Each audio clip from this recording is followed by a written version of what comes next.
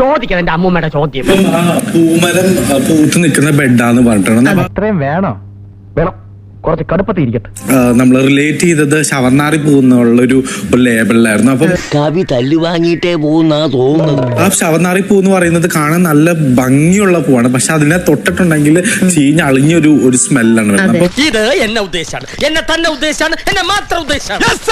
അപ്പൊ എന്തുകൊണ്ടാണ് അങ്ങനെ ഒരു ശവന്നാറി പൂ എന്നുള്ളൊരു പേരിൽ നിങ്ങൾ അവിടെ അറിയപ്പെട്ടത്?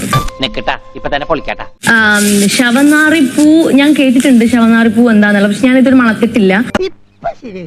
അപ്പൊ ശവനാറി പൂവ് മണത്തിട്ടുള്ളത് ശവനാറികൾക്കേ അറിയാവൂ.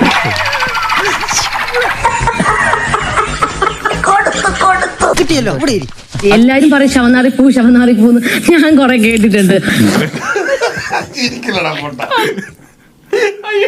അപ്പൊ ശവനാറി പൂവ് മണത്തിട്ടുള്ളത് ശവനാറികൾക്കേ അറിയാവൂ. വല്ല കാര്യമുണ്ടോ? എന്തിനാണ് ഇങ്ങനെ ഇല്ലാന്ന് നടക്കണേ? ശരിക്കും ഈ ശവനാറി പൂവിന്റെ സ്മെല്ല് എന്താന്ന് എനിക്ക് അറിയത്തില്ല, അതുകൊണ്ട് എനിക്ക് അതിനോടൊരു ഉത്തരം പറയാൻ അറിയില്ല. നിന്റെ മുഖം വവ്വാല് ചപ്പിയ പോലെ എവിനായത്. അതിനകത്തുള്ളൊരു എന്റെ നല്ലൊരു ഫ്രണ്ട് ഉണ്ട്, നമ്മുടെ നെവിൻ കപ്രീഷ്യ. അവൻ ഇടയ്ക്കിടയ്ക്ക് എന്തെങ്കിലും കളിയാക്കാറുണ്ട് ശവനാറി. അവൻ തമാശ കളിയാക്കുന്നതാണ്.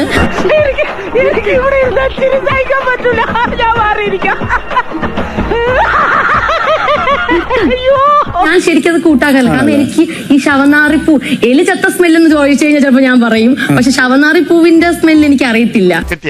മുതലും പലിശ ചേർത്ത് കിട്ടി. ആ സാധു സ്ത്രീയെ കുറിച്ച് ഇനി ഇല്ലാത്തത് പറഞ്ഞാൽ നിനക്കാവും തട്ട് കിട്ടുക. ഇപ്പൊ കാര്യങ്ങളൊക്കെ വ്യക്തമായല്ലോ. ഞാൻ മണത്തിട്ടില്ല, അതുകൊണ്ട് എനിക്കതിനൊരു ആൻസർ തരാനില്ല. ശരി മാഡം. നീ ഇവിടെ ഇരുന്ന് സമാധാനമായിട്ട് കരഞ്ഞോട്ടെ. നിങ്ങൾ ആരും അവനെ ശല്യം ചെയ്യരുത്.